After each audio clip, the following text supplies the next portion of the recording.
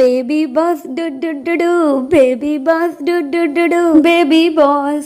জানি জানি বেবি বসে ডু ডু ডু ডু নেই, ওটা আছে বেবি শার্কে। কিন্তু আমার করতে খুব ভালো লাগলো, কারণ দুটোর মধ্যেই বেবি আছে, তাই জন্য নিশ্চিন্তে বেবি শার্কের গান বস বেবিতে করে দিলাম। কেকটা ছিল 2 বছরের একটা ছোট্ট বেবির জন্য। ওর মা আমাকে ফোন করে জিজ্ঞাসা করেছিল আমার মেয়ের 2 বছরের বার্থডের জন্য কি কেক নিলে ভালো হয় বলতো। আমি ওখানে অনেকগুলো অপশন দিয়েছিলাম, তার মধ্যে বস বেবিটাই চুজ করেছে। তারপরে আমাকে ও বললো তুই আমাকে কিছু বেবি বসের ফটো পাঠা।